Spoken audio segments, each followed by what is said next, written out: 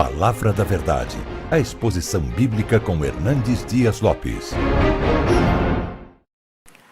Eu quero repartir com vocês o texto que compartilhei ontem à noite, na outra igreja querida desta cidade, que é o texto de Isaías, capítulo 44, versos 3 a 5. Eu peço que você abra sua Bíblia comigo nesse texto. Isaías 44, versos 3 a 5.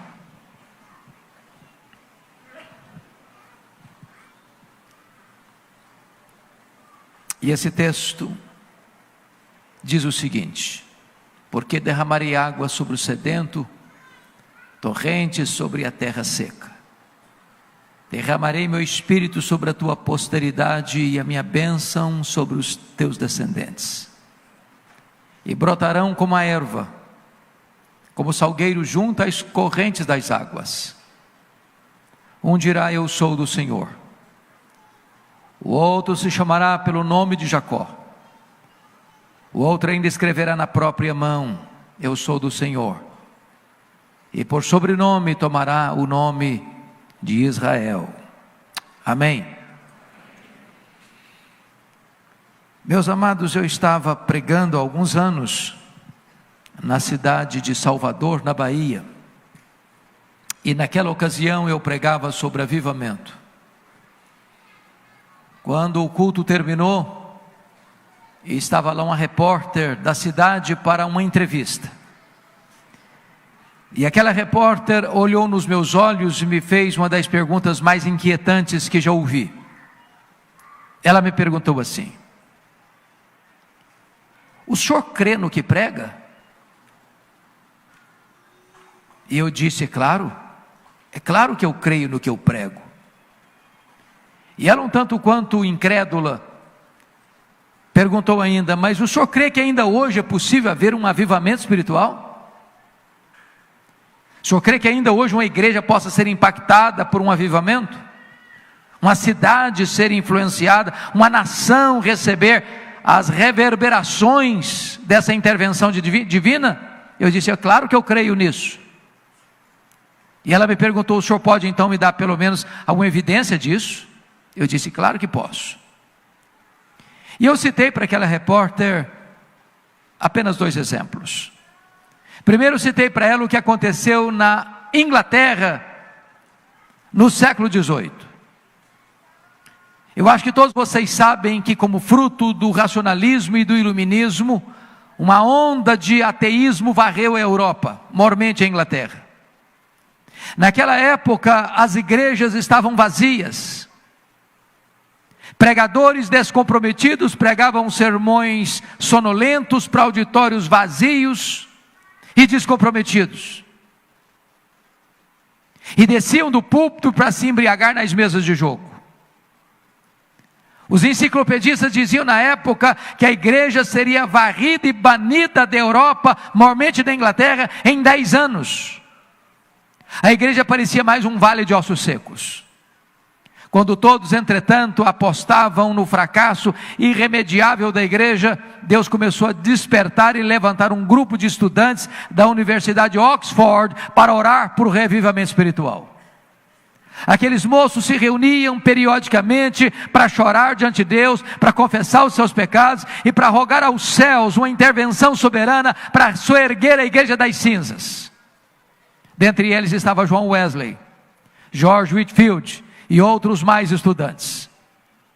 E foi numa reunião de oração, exatamente no dia 31 de dezembro de 1739, às 3 horas da madrugada, que naquela reunião de oração, os céus se fenderam, o Espírito Santo desceu com grande poder, levantando aqueles jovens no poder do Espírito, e eles começaram a pregar, e as igrejas vazias se encheram de pessoas famintas de Deus. Nas praças as pessoas se acotovelavam disputando um espaço para ouvir a palavra de Deus. Centenas de milhares de pessoas convertidas. Deus varreu toda a Inglaterra com aquele grande avivamento. Mais tarde, os historiadores informaram que foi este avivamento inglês que salvou a Inglaterra do banho de sangue da Revolução Francesa. Mas eu disse para aquela repórter um testemunho mais contemporâneo. Eu falei para ela o que aconteceu na Romênia.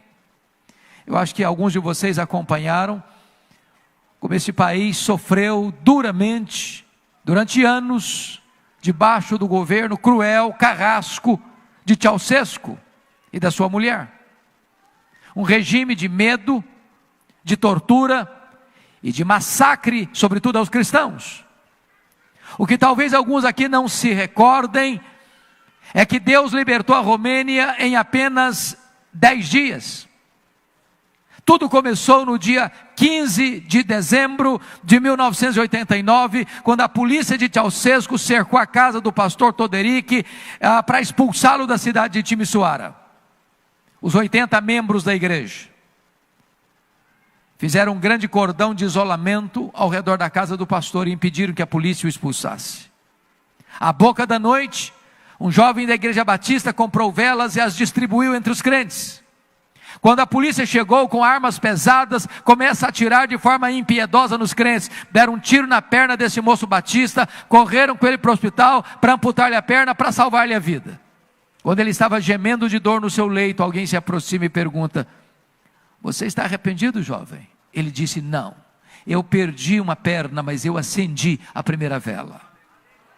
Naquela mesma noite, uma jovem da Assembleia de Deus saiu gritando a plenos pulmões pelas ruas de Timișoara: Deus existe, Deus existe, Deus existe, liberdade, liberdade, liberdade. Esse grito encontrou ouvidos em toda a nação. 10 dias depois, 25 de dezembro de 1989, havia mais de 100 mil pessoas na capital da Romênia, sob a liderança dos pastores, gritando a plenos pulmões: Deus existe, Deus existe, Deus existe, liberdade, liberdade, liberdade. Naquela noite natal, Ceausescu caiu, a Romênia ficou livre e o evangelho pode prosperar naquela nação. Eu creio, irmãos, que aquilo que você já tem experimentado, e talvez em proporções ainda pequenas em relação ao que Deus há de fazer no futuro, pode acontecer em toda a nação brasileira. O texto que nós acabamos de ler nos fala de 4 verdades. Primeiro é que avivamento é uma promessa de Deus. Segundo, que o avivamento é uma necessidade da igreja. Terceiro, que o avivamento deve ser buscado pela igreja. E quarto, que o avivamento traz resultados extraordinários para a igreja. Vejamos essas verdades sublimes que emanam do texto. Primeiro, o avivamento é uma promessa de Deus. Volte os seus olhos comigo para o verso 3, por favor. Gostaria que todos estivessem com as Bíblias abertas ou telefones ligados no texto. Porque derramarei água sobre o sedento, torrente sobre a terra seca. Derramarei meu espírito sobre a tua posteridade, e a minha bênção sobre os teus descendentes. Há 2 coisas que eu destaco aí. Primeiro, essa promessa é uma promessa segura. Porque quem está prometendo aí, eu derramarei, não é um homem, não é uma igreja, não é um concílio eclesiástico. Quem está prometendo aí é o Deus Todo-Poderoso. O Deus que promete, cumpre o que diz. O Deus que fala e realiza o que prometeu. O Deus que faz e ninguém pode impedir a sua mão de fazê-lo. O que é maravilhoso, irmãos, é que nenhuma força pode deter a igreja quando ela está cheia do Espírito Santo de Deus. Eu fico imaginando que lá no passado o Sinédrio tentou impedir o crescimento da igreja, prendendo os apóstolos, açoitando os apóstolos. Mas quanto mais eles eram perseguidos e torturados e presos, mais a igreja crescia. Mais tarde vieram os imperadores romanos com a sua crueldade, e eles massacraram os cristãos, crucificando os cristãos, queimando os cristãos vivos para iluminar as suas noites, jogando os cristãos nos anfiteatros da morte, enrolados em peles de animais, para os cães morderem, para os touros pisarem, para os leões esfaimados da Líbia devorarem. Mas quanto mais sangue era derramado, mais a igreja crescia. Na verdade, como foi escrito um hino aqui neste país, é obra santa e ninguém detém o avanço da igreja de Deus, se ela está cheia do Espírito Santo de Deus. É promessa dele, promessa segura. Mas em segundo lugar, irmãos, essa promessa não é só segura, ela é também abundante, porque o texto está escrito aí no verso 3, fala de derramamento e fala de torrentes. Essas duas palavras remetem a nós a coisas grandes, caudalosas, profusas, abundantes. Eu não sei quanto a você, mas a sensação que eu tenho é que o nosso maior problema é que nós limitamos a obra de Deus ao que nós conhecemos e ao que nós já experimentamos. Julgamos que tudo quanto Deus tem e quer e pode fazer na nossa vida é o que nós já sabemos e o que nós já experimentamos. E eu gostaria de dizer a você que Deus tem mais para nós, que Deus tem muito mais para nós, que Deus tem infinitamente mais para nós. E eu quero ilustrar isso de duas maneiras.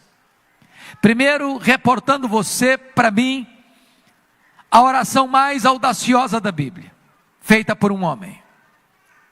Entendo que Paulo atingiu o pináculo da sua teologia quando ele se colocava de joelhos. E Paulo está de joelhos em Efésios 3, conforme relatado, versículos 14 a 21. E quando chega no verso 19, ele ora para que você e eu sejamos tomados de toda a plenitude de Deus. Bom, isso me leva a fazer uma pergunta: mas quem é Deus? Apenas para trazer a memória esclarecida de vocês, os atributos que só Deus os tem, diria para você que Deus é autoexistente, que Deus é infinito, que Deus é imenso, que Deus é eterno, que Deus é imutável, que Deus é onipotente, que Deus é onipresente, que Deus é onisciente, que Deus é soberano, que Deus é transcendente, que Deus é maior do que tudo quanto Ele criou. Numa linguagem bíblica, nem os céus dos céus pode contê-lo. Mas talvez você pergunte: mas qual é o tamanho daquilo que Deus criou? Bom, os estudiosos dizem que o nosso universo tem mais de 93 bilhões de anos-luz de diâmetro. Isso significa que se você voar à velocidade da luz, nessa velocidade de 300 mil quilômetros por segundo, você demoraria mais de 93 bilhões de anos para ir de uma extremidade à outra desse universo. Pois Deus é maior do que o universo, Ele é transcendente. E agora Paulo está orando para que você e eu, frágeis vasos de barro, sejamos tomados de toda a plenitude de Deus. Talvez você pense, talvez Paulo estivesse delirando, numa prisão. Para que você não cometa esse equívoco e tenha essa pressa de entendimento, ele registra no verso seguinte, no verso 20: ora, aquele que é poderoso para fazer infinitamente mais do que tudo quanto pedimos ou pensamos, conforme o seu poder que opera em nós, a Ele seja a glória na igreja e em Cristo Jesus, agora e pelos séculos eternos. Então Deus tem mais para nós, Deus tem infinitamente mais para nós. Já escutei, como você também, muita gente falar: Deus é poderoso para fazer infinitamente mais. A pessoa está com a dor no dedão do pé, com a unha encravada. Mas Deus é poderoso para fazer infinitamente mais. É verdade, Ele pode fazer mais mesmo. Agora, preste atenção que esse versículo que Ele pode fazer infinitamente mais, está ligado ao pedido mais audacioso que um homem já fez na vida. De você e eu sermos tomados de toda a plenitude de Deus. Então não pense que o que você sabe, o que você já experimentou, tudo quanto Deus tem para você, Deus tem infinitamente mais. Mas deixa eu ilustrar isso de novo, de outra forma. Havia uma família muito pobre na América no século XIX. Essa família tinha 7 filhos pequenos, de 14 anos para baixo. Quando o chefe dessa família morre, deixando a viúva pobre, endividada, com 7 filhos pequenos para criar e grávida do 8º filho. Quando nasce não é o 8º, é o 8º e o 9º, porque eram gêmeos. Um dia o 5º filho dessa mulher disse para ela assim: mamãe, eu vou sair da roça, eu vou para a cidade, Deus tem um plano na minha vida. E ele foi para Boston, em Massachusetts. O seu professor de escola bíblica dominical, que não limitava o seu ensino apenas a uma sala de aula, vai lá na sapataria onde ele trabalhava e levou aquele menino a Cristo. Aquele rapaz um dia está numa igreja e escuta o pregador dizer assim: o mundo está para ver o que Deus pode fazer com um homem totalmente entregue nas suas mãos. E ele diz: meu Deus, eu quero ser este homem. Ele já era um pregador conhecido na América, quando ele estava pregando em Chicago, numa igreja metodista, e duas senhoras idosas abordaram-no na porta da igreja assim: nós estamos orando pelo senhor.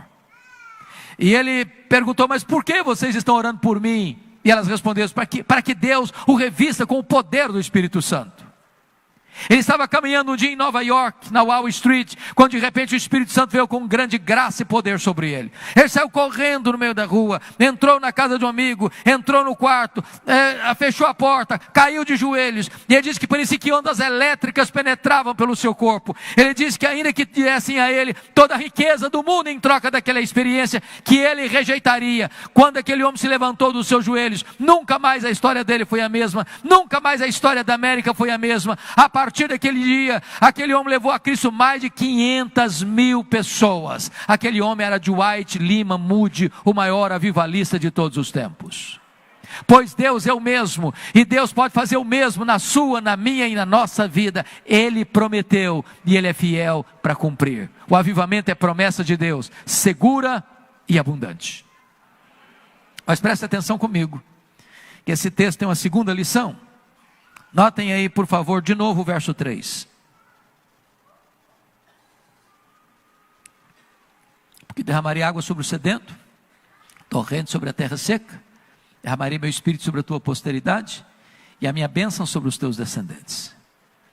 O avivamento é também necessidade da igreja. Vocês sabem que há muitos símbolos do Espírito Santo na Bíblia. Por exemplo, o vento, o hálito, o azeite, a pomba, o fogo.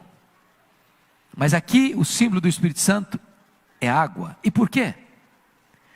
Para nos ensinar duas lições, pelo menos muito importantes. Primeiro, não há vida sem água. Vocês moram numa região muito rica em água.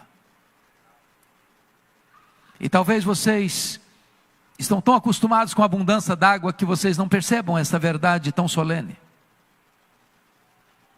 Você pode ter a melhor terra. Você pode ter a melhor semente. Você pode ter os melhores insumos, os melhores adubos. Você pode ter a melhor técnica de agricultura.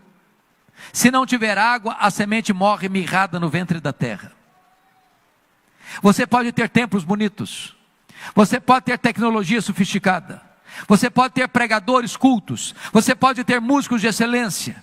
Você pode ter toda a metodologia sofisticada da modernidade. Se o Espírito Santo não agir, não tem vida na igreja. Eu preciso concordar com o pregador batista do século XIX, Charles Haddon Spurgeon, quando ele diz que é mais fácil eu acreditar que um leão tornar-se-á vegetariano do que eu acreditar que uma alma sequer possa ser salva sem o poder do Espírito Santo de Deus. Nós precisamos do Espírito Santo, irmãos.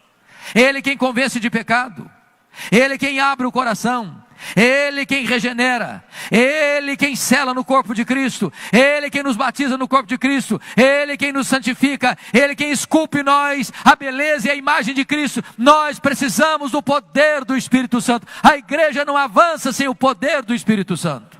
Nós precisamos dele. Mas em segundo lugar, a água é necessária para purificar, para lavar.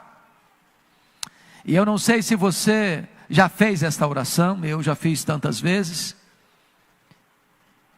E a pergunta que a gente faz é a mesma que Leonard Ravenhill traduziu na capa do seu livro: por que tarda o pleno avivamento?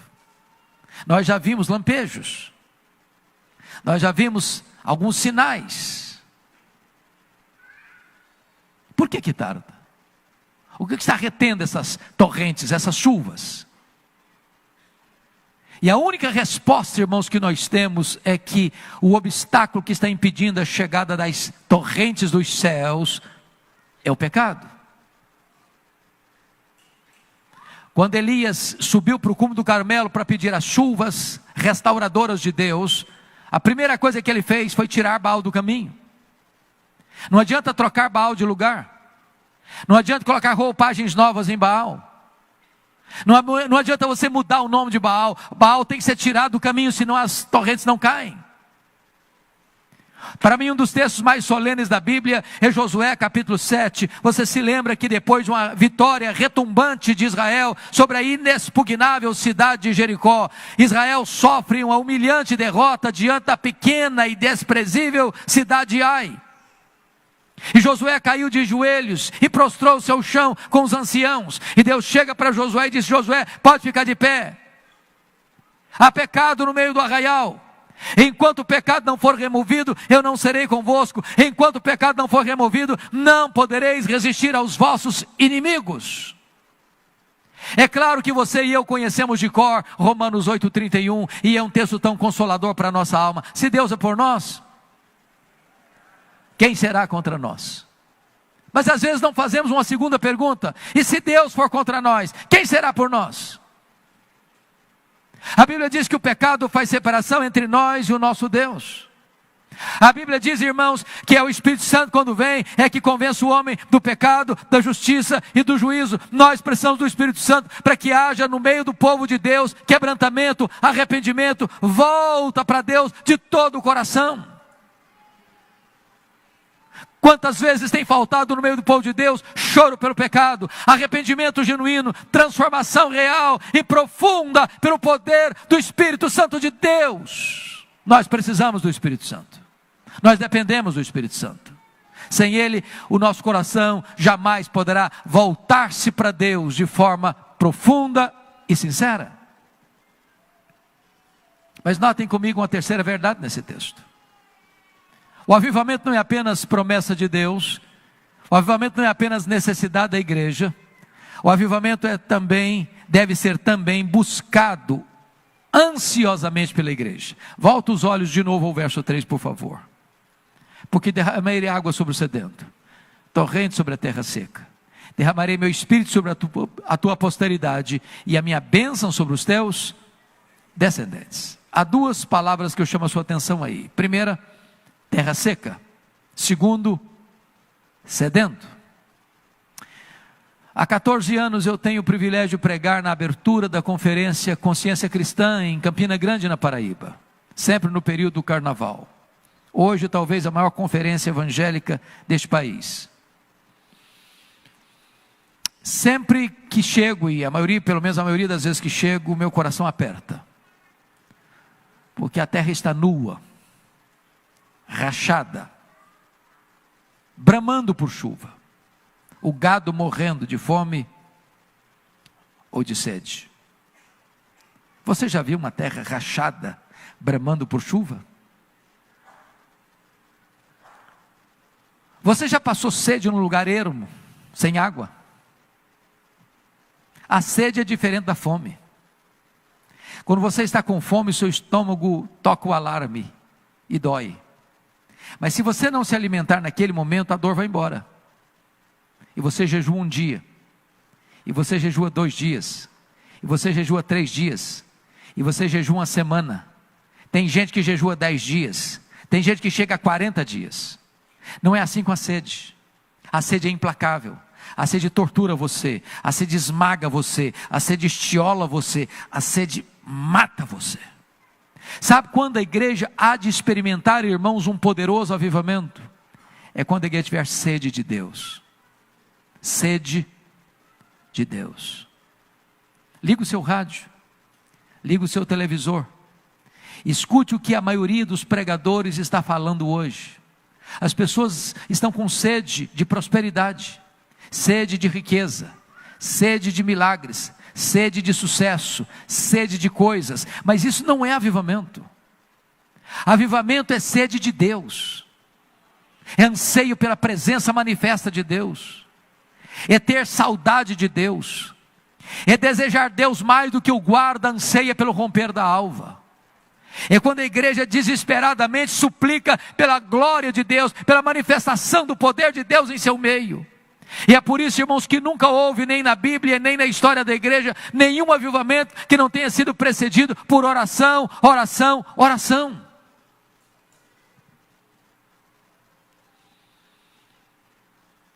Deus me deu o privilégio de visitar a Coreia há alguns anos, Coreia do Sul. E todos vocês sabem que nós chegamos aqui no Brasil, Igreja Presbiteriana, exatamente há 160 anos. A Igreja Presbiteriana chegou na Coreia 48 anos depois que chegou aqui no Brasil. Eles são, hoje, mais de 10 milhões de membros. Se nós somarmos todos os presbiterianos do Brasil, nós não chegamos a 2 milhões de membros.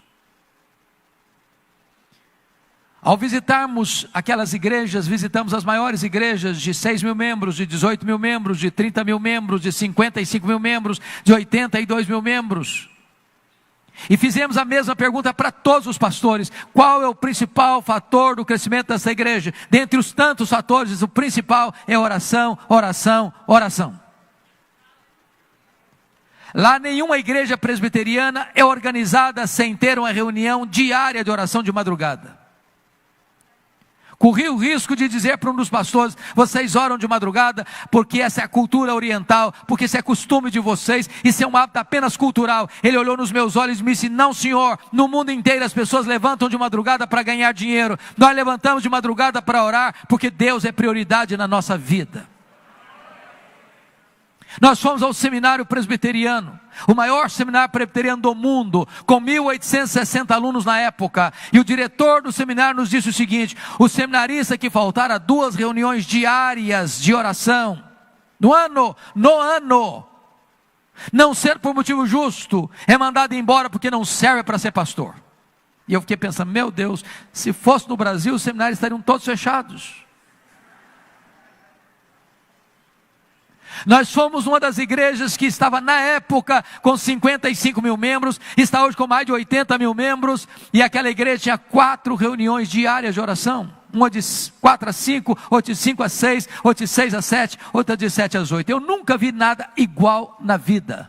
Fomos na segunda reunião de 5 a 6, ainda estava escuro, bastante frio. Quando nós nos aproximávamos do templo, as pessoas correndo na rua com a Bíblia na mão. Quando nós chegamos no estacionamento, os diáconos paramentados coordenavam os carros que chegavam. Quando nós entramos no templo, o templo lotado, eu contei mais de 80 pessoas sentadas no carpete do púlpito, que não tinha mais lugar para sentar. Quando aquele povo levantou a voz para orar, a sensação que eu tive é que os céus haviam se fendido e Deus havia descido naquele lugar.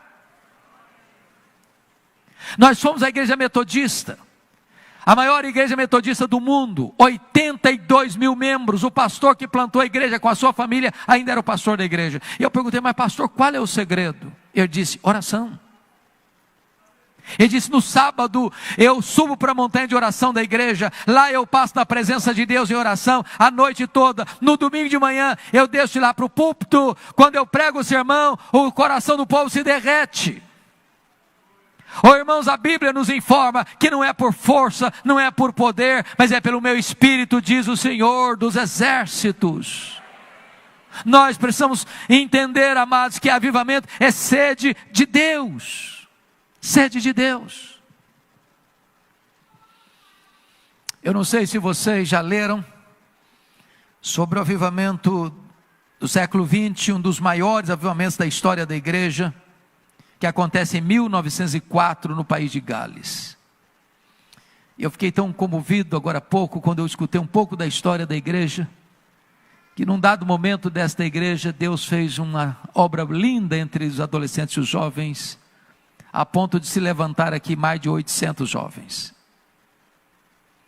Leia a história e você verá que os avivamentos não passaram pelos grandes figurões, pelos grandes teólogos.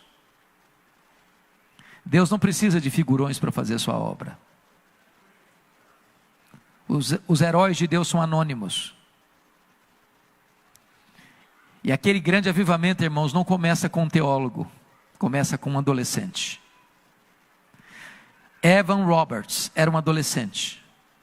Ele entrou no gabinete do seu pastor, que já era um homem de cabelos brancos, e viu o seu pastor com o rosto no chão, chorando e pedindo a Deus: oh meu Deus, dobra minha vida, oh meu Deus, dobra minha vida, Senhor, dobra minha vida. E o menino ficou muito impactado. E ele pensou: se o meu pastor precisa ser dobrado, meu Deus, eu preciso ser moído. Então ele começa a orar também por avivamento. E ele estudava numa pequena cidade perto da sua onde morava. E ele no domingo foi à igreja. E enquanto o pastor pregava, o coração dele ardia com o desejo de voltar para a sua cidadezinha de Lagoa e começar uma reunião de oração na segunda-feira. Ele era neófito. E durante o momento de confraternização na porta da igreja, ele se aproxima do pastor e pergunta: pastor, meu coração está queimando, vontade de voltar para a minha cidade, começar uma reunião de oração amanhã, segunda-feira, mas eu não tenho discernimento espiritual direito, me ajuda a entender isso. Isso é voz de Deus, pastor, ou é outra voz, voz do diabo? O pastor muito sabiamente disse: é oração, filho? Se é orar? Se é para orar, Deus está falando com você, o diabo não manda ninguém orar não, pode voltar que Deus está falando com você. Ele voltou na segunda-feira, chamou os jovens da comunidade, da igreja. Irmãos, o culto foi das 7 da noite às 10:30 da noite.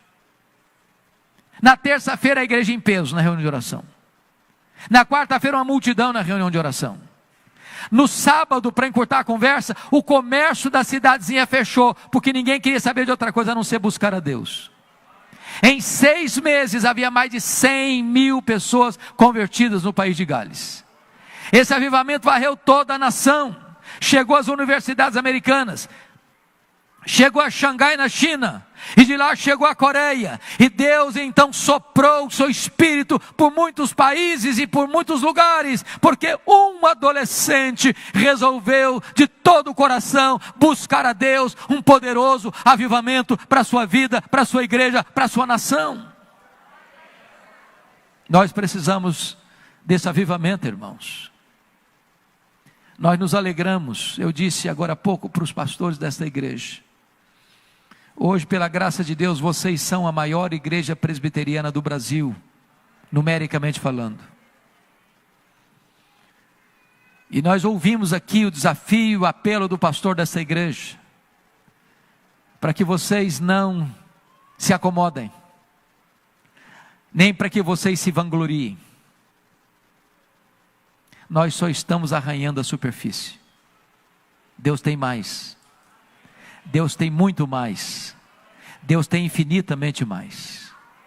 Nós precisamos rogar aos céus, como terra seca anseia por chuva, como um sedento anseia por água. Nós deveremos desejar ardentemente que Deus derrame sobre nós as torrentes do seu Espírito. Esta promessa não é apenas lá para o passado, quando o apóstolo Pedro levanta-se no Pentecoste, em cumprimento dessa profecia de Isaías, em cumprimento da profecia de Joel, ele disse para o povo: esta promessa não é apenas para vós, esta promessa é para os vossos filhos, esta promessa é para aqueles que estão longe, esta promessa é para quantos o Senhor nosso Deus chamar. Portanto, o derramamento do Espírito é para a igreja hoje, o avivamento é para a igreja hoje, e nós precisamos orar até que os céus se fendam, até que a igreja seja revestida do poder do Espírito Santo de Deus.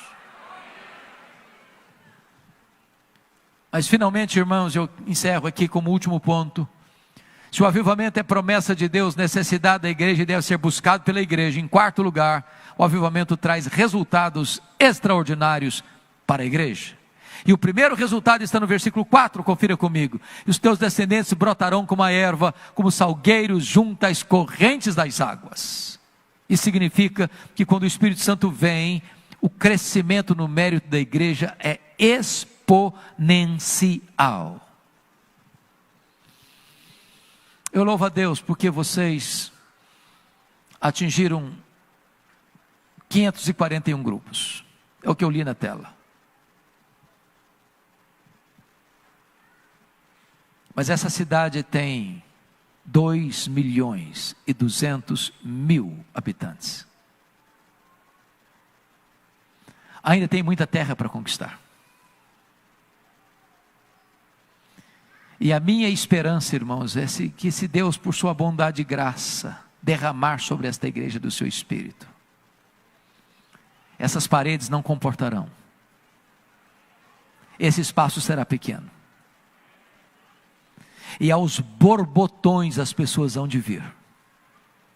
Porque o Espírito Santo é poderoso para tocar um coração lá no estádio de futebol, lá no bar da esquina, lá na boate, lá na boca de fumo, lá no hospital, lá na indústria, lá no comércio. E quando o Espírito Santo convence as pessoas de pecado, elas são quebradas. E elas correm famintas, sedentas, apressadas para buscar abrigo, o abrigo da graça de Deus. E as igrejas se encherão de pessoas famintas de Deus. Como nós aguardamos esse dia, queridos. Como nós desejamos esse momento. Eu tive a bênção e oportunidade de visitar a missão Quacisabando. Aquele lugar experimentou na África do Sul um dos grandes avivamentos do século passado. O pastor Erlich Stigen pregou durante 14 anos, armando uma tenda com resultados magros, pífios. Até que ele passou por uma experiência muito difícil, que mudou a história do ministério dele. Ele estava pregando numa noite, aproxima-se uma senhora aflita, e ao término do culto ela perguntou para ele assim: ô pastor, o senhor pregou hoje que o seu Deus tem todo o poder? Ele disse: sim, eu preguei isso.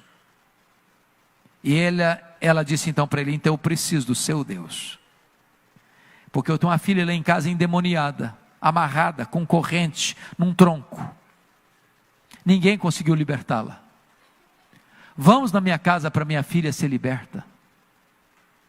E o pastor Erlo disse que sentiu um calafrio na espinha. E disse: meu Deus, e se não funcionar, o que é que eu vou fazer agora? Quando ele chegou naquela casa, a situação era muito pior do que ele imaginava. A moça estava toda ensanguentada, igual uma fera selvagem. E em vão ele tentou expulsar os demônios daquela moça. Chamou os missionários, os evangelistas da região, não conseguiram libertar aquela moça. Levaram-na amarrada para uma fazenda, ela quebrou tudo lá, tiveram que devolver a moça em estado pior. E o pastor Erling tomou uma decisão na vida: eu vou embora daqui. Eu não tenho mais credencial e credibilidade para pregar aqui. Quando ele estava arrumando as malas para ir embora, o Espírito de Deus segredou o coração dele: você não tem que ir embora, você tem que pedir poder. Você tem que ser revestido com poder. E eles pararam tudo que estavam fazendo, começaram a buscar a Deus. E eles começaram a orar a Deus. E na medida que eles começaram a buscar a Deus, veio convicção de pecado. E eles começaram a confessar os pecados a Deus. E de repente eles começaram a orar 3 vezes por dia. A tamanha era a convicção de pecados que eles apenas choravam pelos seus pecados. Depois de 3 meses de lágrimas, enquanto eles oraram, uma moça adolescente levantou-se para orar. E a oração dela foi só uma frase: oh meu Deus, tu fizeste no passado, faz de novo, Senhor. Faz de novo, Senhor. Faz de novo, Senhor. Oh meu Deus, tu és o mesmo ontem, hoje, para sempre. Então faz de novo, Senhor. Então faz de novo, Senhor. Então faz de novo, Senhor. Oh meu Deus, tu derramaste o teu Espírito tantas vezes em tantos lugares. Então faz de novo, Senhor. Faz de novo, Senhor. Faz de novo, Senhor. E naquela reunião de oração de manhã, o Espírito Santo foi derramado sobre eles, de maneira tão clara, tão eloquente, tão poderosa, que ninguém tinha dúvida do que estava acontecendo. A primeira coisa que fizeram foi ir lá na casa daquela moça, e no poder do nome de Jesus libertar aquela moça. A segunda coisa é que os feiticeiros iam correndo, chorando, confessando os seus pecados. Quando os missionários acordavam de manhã, tinha 10, 20, 30, 40, 50 pessoas na porta de cada um, com pressa para acertar a vida com Deus. E de repente, aos borbotões, as pessoas vinham e eram convertidas, os milagres iam acontecendo, e as pessoas eram transformadas, e a onda de avivamento foi varrendo toda aquela região. E eu estive lá, numa fazenda, um templo para 15 mil pessoas, com 3 cultos por dia, e caravanas do mundo inteiro indo ali ver e ouvir o que Deus estava fazendo. Deus pode fazer o mesmo, amados irmãos. Mas a segunda coisa, para terminar, segundo resultado de um avivamento, irmãos, não é apenas crescimento numérico, mas é testemunho verbal dos crentes. Olha comigo o verso 5. Um dirá: eu sou do Senhor. O outro se chamará do nome de Jacó. O outro ainda escreverá na própria mão: eu sou do Senhor. E por sobrenome tomará o nome de Israel. Eu estou muito feliz hoje de ver esta igreja, de ouvir agora há pouco uma palavra tão bonita do nosso pastor, que vocês que se levantaram e encenaram a mão são missionários. urbanos, os missionários do asfalto. Mas vocês sabem que 95% dos crentes, em média, no mundo hoje, 95%, nunca levaram uma pessoa a Cristo.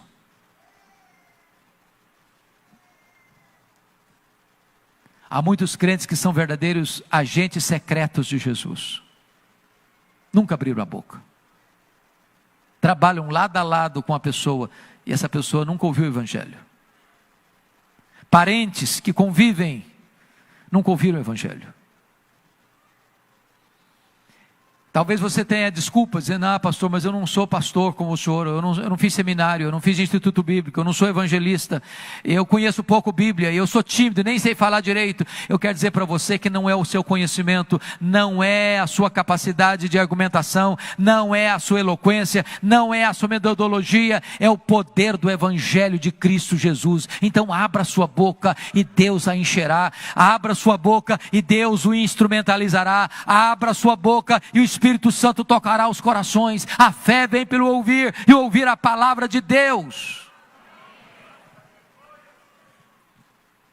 Eu fui um seminarista muito pobre. Fui da roça para o seminário. Quando eu cheguei em Campinas, uma missionária disse assim para mim: eu vou lhe apresentar a cidade. E ela fez isso, uma missionária americana. O primeiro lugar que ela me levou foi na escola de cadetes. Francisco conhece quão bonita, quão pomposa é a escola de cadetes de Campinas. E eu não sei se vocês sabem, claro que devem saber, via de regra, quando um seminarista chega no seminário, primeiro ano, calouro, e está com o coração queimando, ele prega até para poste no meio da rua. E eu cheguei na escola de cadetes, a primeira pessoa que eu vi foi, claro, um cadete.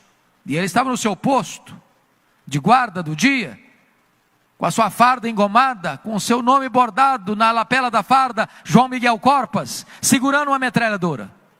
E eu me aproximei dele com todo entusiasmo e fui logo perguntando: e aí, João Miguel, você conhece a Jesus, o Filho do Deus vivo? E ele faltou pouco me bater. Ele era ateu, blasfemou, me insultou, zombou da minha fé, e eu confesso que eu perdi o rumo de casa. Fiquei calado na presença dele. Daqui a pouquinho Deus me deu um pouco mais de coragem, e eu disse 3 coisas para ele. Disse: João Miguel, antes de ir embora eu preciso lhe dizer 3 coisas. Primeiro, Deus existe, você acreditando nele ou não. Deus não depende de você acreditar nele para ele existir, não, ele existe assim mesmo. Segundo, esse Deus ama você, se importa com você, enviou o seu Filho Jesus Cristo para morrer na cruz, para dar a você a vida eterna. E a terceira coisa é que você é um pecador, e se você não se arrepender, você vai para o inferno, e até logo, porque o cara estava com a metralhadora na mão. Sai o mais rápido possível. O que eu nunca podia esperar é que a mesma missionária voltasse ao seminário no dia seguinte, e ela voltou. E ela disse assim: Hernando, você tem que ir na minha casa agora. Eu falei: o que aconteceu? O João Miguel Corpus está lá em casa e quer te ver.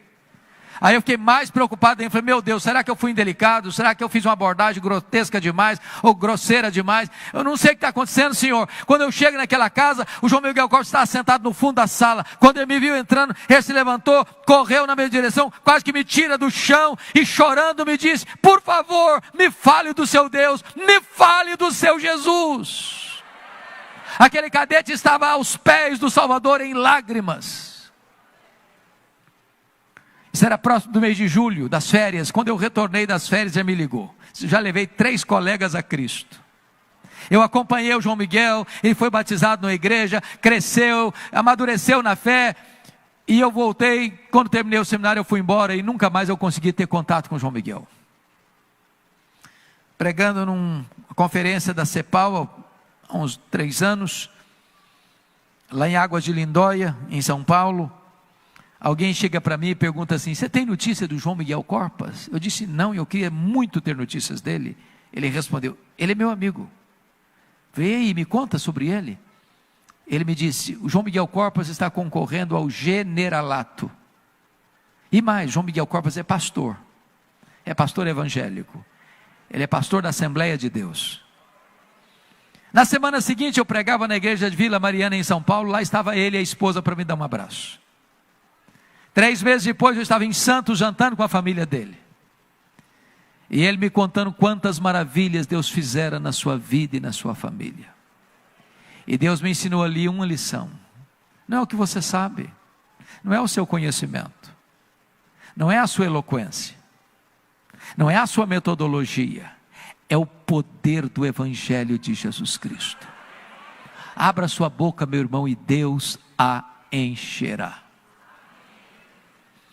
Hoje eu gostaria de orar com vocês, porque se existe um anseio que você e eu devemos ter na alma, é ver um avivamento espiritual varrendo a nação brasileira.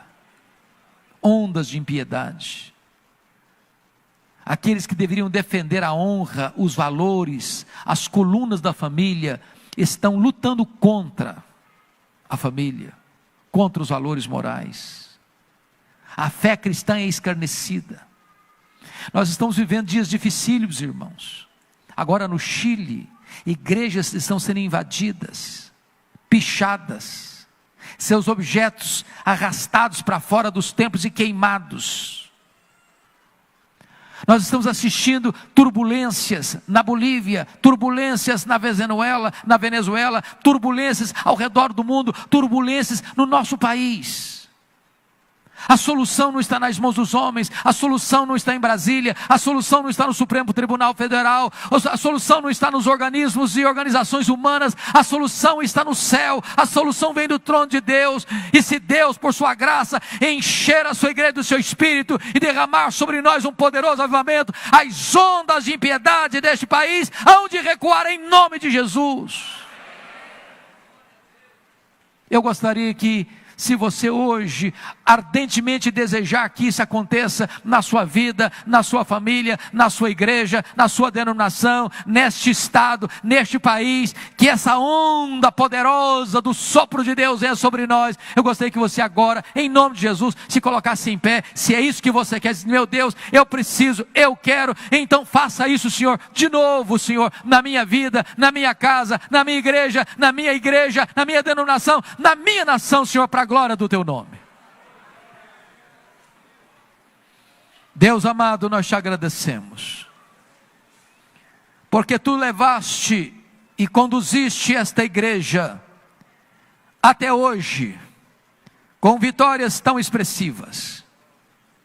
Mas o que nós te pedimos nesta noite é que os melhores dias que esta igreja já viveu sejam medidas mínimas do que tu hás de fazer daqui para frente. Nós precisamos, Deus, desesperadamente de um sopro do teu Espírito. Nós precisamos, Deus, ardentemente deste reavivamento espiritual. Nós não queremos passar os dias da nossa vida apenas ouvindo falar que tu já fizeste isto no outro tempo, em outros lugares. A nossa oração é: faz de novo, Senhor, faz de novo, Senhor, faz de novo, Senhor. Sopra sobre nós o teu Espírito. Arranca as cinzas, Senhor. Acende as brasas, meu Deus. Inflama o nosso coração com fogo santo, que limpa, que purifica, que aquece e que alastra para a glória do teu nome. Aqueles que estão apáticos, levanta o Senhor. Aqueles que estão desanimados, reanima o Senhor. Aqueles que estão prostrados, ergue o Senhor. Aqueles que estão cheios de ânimo e de vigor, restaura-os ainda mais, Senhor, e enche-os do poder do teu Espírito. Ah, Senhor Deus, nós ansiamos por tua presença. Nós já temos tantas coisas. Tu tens nos dado fartura, tu tens nos dado vida, tu tens nos dado saúde, tu tens nos dado família, tu tens nos dado as bênçãos da tua providência e do teu cuidado, mas nós queremos a tua presença, Senhor. Nós queremos a plenitude do teu Espírito, Senhor. Nós queremos um avivamento, Senhor. Nós ansiamos por isso mais do que o ar que respiramos. Por isso nós oramos assim, em nome de Jesus e para a glória de Jesus. Aleluia. Amém. Palavra da Verdade, a exposição bíblica com Hernandes Dias Lopes.